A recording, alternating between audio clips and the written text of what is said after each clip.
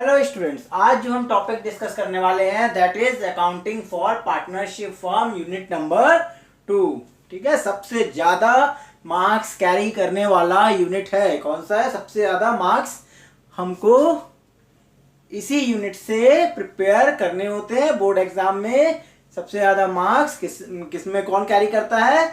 ये unit carry करता है। ठीक है, accounting for partnership firm unit number 2।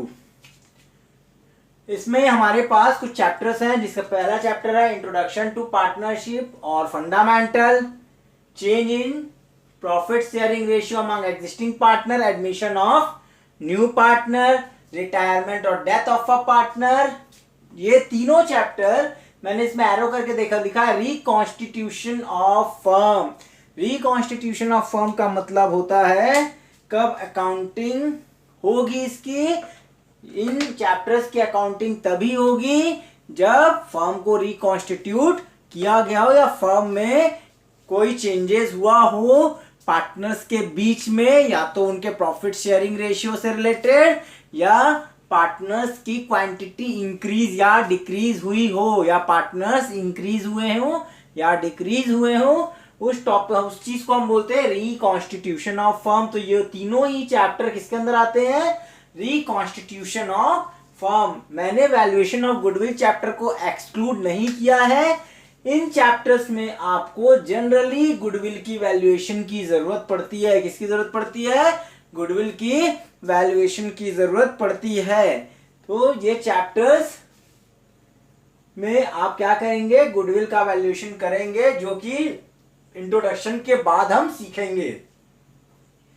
फिर आपको बताना चाह रहा हूं, रिकॉन्स्टिट्यूशन मतलब अगर पार्टनर्स के एग्रीमेंट में प्रॉफिट रिलेटेड चेंजेस आते हैं, या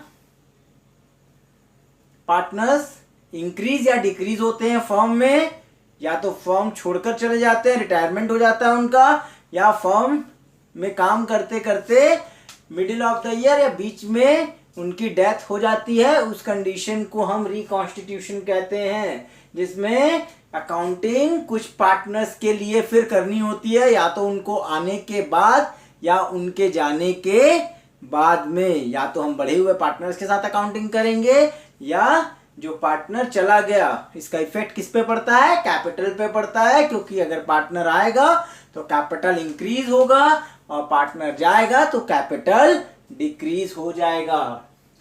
लास्ट है डिसॉल्यूशन ऑफ फर्म और partnership firm. Dissolution of partnership firm मतलब फर्म को जब हम बंद कर देंगे, सारे पार्टनर्स बिजनेस से अपना पैसा या फर्म से पैसा अपना निकाल लेंगे, उस पार्टनरशिप फर्म को क्लोज कर देंगे, तो उस समय अकाउंटिंग कैसी करनी चाहिए या क्या अकाउंटिंग हमको परफॉर्म करना चाहिए, हम कहां डिस्कस करते हैं? डिसॉल्यूशन ऑफ पार्टनरशिप फर्म में डिस्कस करते हैं। तो पहला चैप्टर, ये सारे चैप्टर तो समझ में आ गए आपको। सेकंड, थर्ड, फोर्थ और फिफ्थ, मैंने अभी आपको फर्स्ट चैप्टर नहीं बताया। ठीक है, इंट्रोडक्शन टू पार्टनरशिप और फंडामेंटल। फंडामेंटल मतलब क्या है? जैसे कोई 2 पर्सन्स ने किसी बिजनेस को शुरू किया, या 3 पर्सन ने बिजनेस को कैपिटल देकर शुरू किया, तो एंड ऑफ द ईयर उनको क्या मिलना चाहिए? फर्म से प्रॉफिट मिलना चाहिए। क्या मिलना चाहिए? प्रॉफिट मिलना चाहिए। क्योंकि हम डबल एंट्री सिस्टम के बेसिस पर अकाउंटिंग कर रहे हैं, तो सबसे पहले हम क्या प्रिपेयर करेंगे? जर्नल एंट्री प्रिपेयर करेंगे, देन लेजर्स क्रिएट करेंगे। लेजर्स क्रिएट करने के बाद हम ट्रायल बैलेंस बनाएंगे। ट्रायल बैलेंस बनाने के बाद हम trading and profit and loss बनाएंगे। उसके बाद हम क्या करते हैं? नेट प्रॉफिट कैलकुलेट कर लेते हैं, और वो नेट प्रॉफिट हम कैपिटल में ऐड करते आए हैं। अगर हम सोल प्रोप्राइटरशिप की बात करें तो यहां पर भी हमको सारे प्रोसेस वैसे ही करने हैं। किसमें? फंडामेंटल में। लेकिन ये चैप्टर्स हमने पहले पढ़े हुए हैं क्लास 11th में। ट्रेडिंग प्रॉफिट एंड लॉस और बैलेंस शीट हमने प्रिपेयर की है। तो ट्रेडिंग प्रॉफिट एंड लॉस के बाद जो नेट प्रॉफिट क्या हुआ है, फर्म को मिला है, फर्म ने जो नेट प्रॉफिट अर्न किया है that will be distributed to their partner. क्या किया जाएगा? इसको पार्टनर को डिस्ट्रीब्यूट किया जाएगा। इसी डिस्ट्रीब्यूशन को समझने के लिए, प्रॉफिट के डिस्ट्रीब्यूशन को समझने के लिए हमको फंडामेंटल चैप्टर को डिस्कस करना है। और बाकी सारे चैप्टर्स जो है वो कंडीशनल अकाउंटिंग मैं बोल सकता हूं उसको। अगर ये चीजें बिजनेस में होगी तभी इनकी अकाउंटिंग की जाएगी, अदरवाइज फंडामेंटल हमेशा आपका बिजनेस में होता रहता है। अगर सपोज आपने किसी पार्टनर को एडमिशन दिया तो एडमिशन रिलेटेड क्या अकाउंटिंग करना है, उसके बाद तो वो पार्टनर बन जाएगा, उसके लिए भी आपको प्रॉफिट एलोकेट करना पड़ेगा, मींस फंडामेंटल फिर शुरू हो जाता है। अगर कोई पार्टनर की डेथ हो जाती है या पार्टनर फर्म को छोड़ के चला जाता है तो उसको आपको कितने पैसे देने हैं, उसके कैपिटल का कितना रिटर्न करना है आपको, उसके जाने के बाद जो पार्टनर बचेंगे वो एंड ऑफ द ईयर का प्रॉफिट क्या करेंगे, डिस्ट्रीब्यूट करेंगे। उसके जाने के बाद अगर पार्टनर क्या चाहेंगे, किसी को इंक्लूड करना चाहेंगे तो उसके बाद भी फंडामेंटल चलता रहेगा। Trading profit and loss account तो प्रिपेयर होगा ही, end of the year financial statement, उसके बाद P&L एप्रोप्रिएशन या प्रॉफिट डिस्ट्रीब्यूशन पार्टनर के बीच में किया जाएगा नेट प्रॉफिट आने के बाद। तो जो नेट प्रॉफिट आने के बाद प्रॉफिट का डिस्ट्रीब्यूशन किया जाएगा, उसके अंदर और क्या क्या चीजें इंट्रोड्यूस होगी उसको हमको यहां डिस्कस करना है। कहां पे डिस्कस करना है? इंट्रोडक्शन टू पार्टनरशिप और फंडामेंटल ऑफ पार्टनरशिप में हम डिस्कस करेंगे। ठीक है। नाउ यहां पर हमने क्या किया है, डेफिनेशन ऑफ पार्टनरशिप। क्या लिखा हुआ है? डेफिनेशन ऑफ पार्टनरशिप मीन्स आप कोई पार्टनरशिप फर्म बनाते हैं तो दो तरीके से आप क्या कर सकते हैं, पार्टनरशिप फर्म क्रिएट कर सकते हैं, आइदर ओरल एग्रीमेंट के थ्रू और आइदर रिटन एग्रीमेंट के थ्रू। और ये एक लॉ बनाया गया है, आप इसको जब रन करते हैं तो क्या करते हैं, विथ लॉ जो भी लॉ की रिक्वायरमेंट होती है उसको फुलफिल करते हुए आपको इसको क्या करना होता है, अपने फर्म को रजिस्टर करवाना होता है, जो कि हमने बिजनेस स्टडीज में क्लास 11th में डिस्कस किया था। अब हम डिस्कस करने वाले हैं कि डेफिनेशन क्या है पार्टनरशिप का। Partnership is a relation between person who agreed to share the profit of a business carried on by all or any of them acting for all. Any of them acting for all means partnership क्या है, to और more than to person का relationship जहां वो अपने capital को invest करते हैं एक साथ मिलकर किसी कॉमन बिजनेस पे, और their main objective is to earn profit और to get profit from that firm. And उसके लिए क्या किया जा सकता है कि वो एग्री करते हैं प्रॉफिट को शेयर करने के लिए, वो कॉमन बिजनेस में पैसे लगाते हैं। और कैरिड बाय ऑल मीन्स सभी कैरी कर रहे हैं तो ठीक है, नहीं तो कोई उसमें से एक भी, या चार पार्टनर है, तीन पार्टनर है, तो उसमें से कोई एक भी बिजनेस को कैरी कर सकता है, मीन्स उनके बदले एक्ट कर सकता है। एक्ट कर सकता है मीन्स सपोज आप पैसे दे रहे हो और आपका फ्रेंड फर्म के सारे एक्टिविटीज को रन करता है, ट्रेडिंग एक्टिविटीज को, that means he is a active partner. और वो एक्टिव पार्टनर है और वही क्या कर रहा है, सारे एक्टिविटीज को देख रहा है, तो उसको हम एक्टिव पार्टनर कहेंगे। और आप क्या रहेंगे, सिर्फ एक कैपिटल इन्वेस्ट करने वाले, उनको भी प्रॉफिट मिलेगा, आपको भी मिलेगा, कैपिटल दोनों ने इन्वेस्ट किया हुआ है। इसी टर्म पे आपने क्या की है, पार्टनरशिप की शुरुआत की हुई है। यहां तक कोई डाउट है आपको? ये टॉपिक हम आगे डिस्कस करते हैं कि इसका रिलेशन इंट्रोडक्शन टू पार्टनरशिप और फंडामेंटल से क्या, ये डेफिनेशन सिर्फ पार्टनरशिप का है, फंडामेंटल का नहीं है, ठीक है ना। तो हम फंडामेंटल में क्या डिस्कस करने वाले हैं, अब हम आगे अपने टॉपिक को कंटिन्यू करते हैं। मीन्स अब हम फर्स्ट चैप्टर को डिस्कस करेंगे, that means introduction to partnership और फंडामेंटल। आइए अब देखते हैं chapter number 1, introduction to partnership और फंडामेंटल ऑफ पार्टनरशिप। ठीक है, हम इसमें डिस्कस करने वाले हैं कि पार्टनरशिप क्या है। पार्टनरशिप का डेफिनेशन अभी मैंने बताया आपको। पार्टनरशिप की डेफिनेशन क्या है? A partnership is a relationship between person who have agreed to share profits of a business carried by all or any one of them acting for all. This is the definition of partnership. ठीक है, तो introduction to partnership और fundamental में हमने सबसे पहले क्या समझा कि पार्टनरशिप क्या है। तो पार्टनरशिप क्या है, उसी को कैरेक्टरिस्टिक्स में बांटा गया। कितने पर्सन चाहिए? 2 और मोर देन 2 पर्सन। कितने पर्सन चाहिए? मीन्स किसी भी पार्टनरशिप फॉर्म को क्रिएट करने के लिए यू हैव टू रिक्वायर 2 और मोर देन 2 पर्सन। किसकी जरूरत है? 2 और 2 से ज्यादा पर्सन की जरूरत है। There must be an agreement. क्या होना चाहिए? उनके बीच में एग्रीमेंट होना चाहिए। एग्रीमेंट मीन्स एग्रीमेंट होने से क्या होगा? बिजनेस लॉफुल हो जाएगा, कानूनी तौर पे रजिस्टर हो जाएगा। तो एग्रीमेंट में भी क्या हो सकता है? ओरल और रिटर्न दोनों ही एग्रीमेंट माना गया है पार्टनरशिप फर्म में। ओरल और रिटर्न एग्रीमेंट। ठीक है, एग्रीमेंट क्या होता है? एग्रीमेंट का मतलब होता है कि देयर इज अ डीड। इसको हम डीड भी बोलते हैं, एग्रीमेंट भी बोलते हैं, जिसमें पार्टनरशिप फर्म शुरू करने के पहले जो भी कॉमन इनके अंडरस्टैंडिंग्स होते हैं पार्टनर के, किससे रिलेटेड?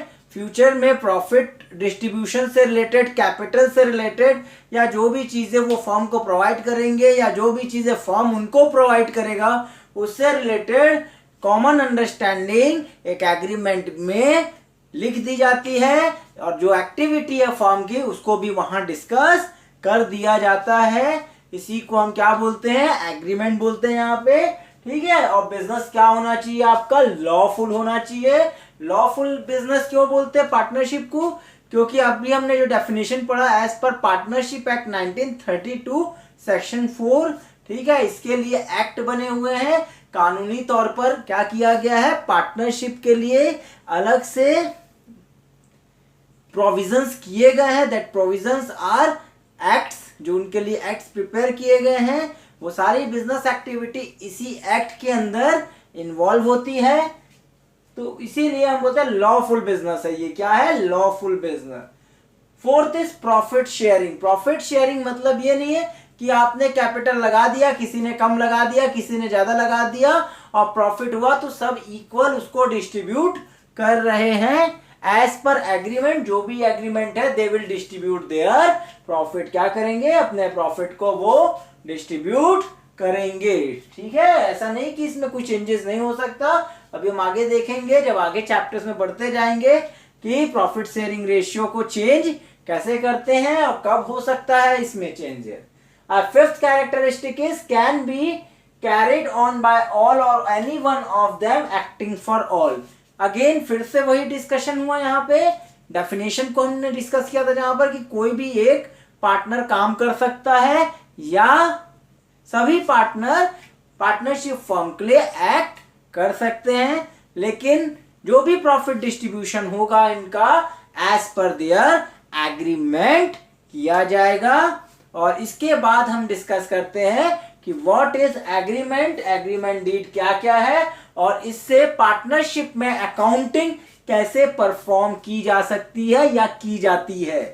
क्लियर है कि नहीं? और क्या क्या चीजें पार्टनर्स को मनी के फॉर्म में मिलता है, जो फाइनेंशियल नेचर की एक्टिविटी पार्टनरशिप में हो रही है उसको रिकॉर्ड करने के लिए हमको अकाउंटिंग करनी है। क्या करनी है? जो भी फाइनेंशियल नेचर की चीजें पार्टनर्स और फर्म के बीच में हो रही है, किसके किसके बीच में हो रही है?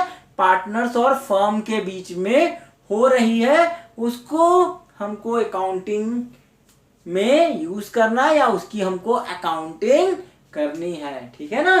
तो हम अभी डिस्कस करते हैं कि what is the meaning of partnership deed और एग्रीमेंट। तो हम डिस्कस करते हैं कि what is the meaning of partnership deed. मैंने कुछ पॉइंट्स में इसको डिवाइड कर दिया है ताकि आपको समझने में आसानी हो। It comes into existence by an oral and written agreement. मतलब क्या है कि कोई भी पार्टनरशिप फॉर्म कब एग्जिस्टेंस में आता है, कब वो अस्तित्व में आता है, जब पार्टनर्स या तो ओरल एग्रीमेंट रखते हैं अपने बीच में या रिटर्न एग्रीमेंट।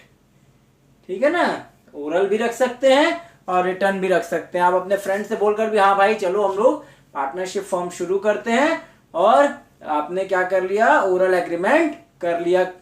ठीक है, लेकिन यहाँ पे क्या जरूरी है, it is better to have written agreement between partners to avoid future disputes. भविष्य में आने वाले कोई भी डिस्प्यूट से बचने के लिए क्या अच्छा होता है, रिटर्न एग्रीमेंट जरूरी होता है। और ये लीगल बिजनेस पे एग्रीमेंट बनेगा, इलीगल बिजनेस पे आप क्या नहीं कर सकते, एग्रीमेंट नहीं कर सकते। इलीगल बिजनेस के लिए आपको परमिशन नहीं है इलीगल बिजनेस रन करने की एज पर लॉ। तो कोई पार्टनरशिप फर्म इलीगल बिजनेस में क्रिएट नहीं होगी। सिर्फ लीगल बिजनेस के लिए आपको क्या फॉर्म करना है, पार्टनरशिप डीड क्रिएट करना है या बनाना है। It is better to have written agreement. क्या होना चाहिए, रिटर्न एग्रीमेंट होना चाहिए ताकि फ्यूचर डिस्प्यूट से आप बच सके। आपके पार्टनर्स के आपसी यानी हो मतभेद या उनमें डिस्प्यूट के सिचुएशंस क्रिएट ना हो। It is a legal document. क्या है ये, लीगल डॉक्यूमेंट है। जब आप एग्रीमेंट करवाते हैं तो आप किसी वकील को लेके चलते हैं साथ में, वकील के पास जाके ये एग्रीमेंट करवाते हैं जिसमें नोटरी से उसको क्या किया जाता है, अप्रूव किया जाता है।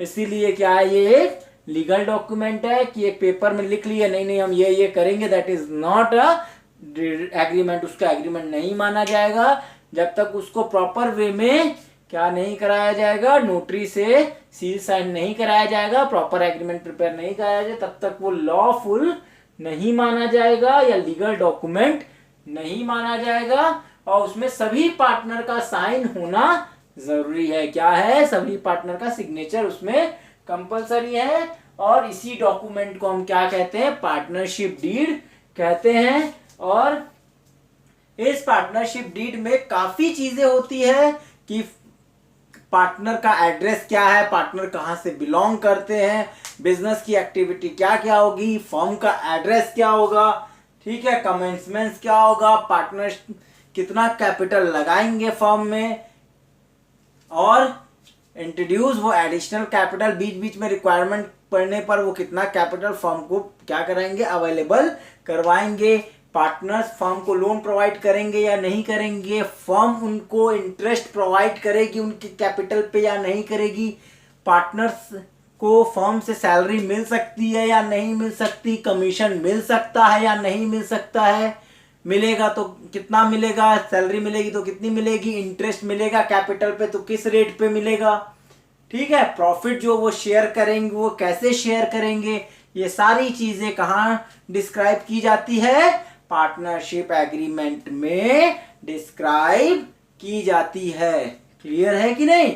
इसका मतलब क्या है, जो भी हम पार्टनरशिप में अकाउंटिंग करेंगे वो trading in profit and loss account prepare होने के बाद फंडामेंटल में हमको अकाउंटिंग सीखनी है कि and of the year partners को फाइनेंशियल एक्टिविटी जो जो हुई है फर्म्स और पार्टनर्स के बीच में उसको किस तरीके से फर्म रिकॉर्ड करेगी। इसके लिए मैं जब अकाउंटिंग शुरू करूंगा तो आपको एक ब्रह्मास्त्र दूंगा जिससे आपको क्लियर हो जाएगा लास्ट तक कि हमको अकाउंटिंग किस पॉइंट ऑफ व्यू से करनी है और किस तरीके से अपनी अकाउंटिंग को परफॉर्म करना है। ये मैं शॉर्ट डिस्क्रिप्शन आपको नेक्स्ट जब भी हम डिस्कस करेंगे इस टॉपिक को नेक्स्ट क्लास में, उस नेक्स्ट क्लास में हम क्या करेंगे उस चीज को बहुत अच्छी तरीके से मैं आपको एक्सप्लेन कर दूंगा। ठीक है, तो आज के लिए इतना ही,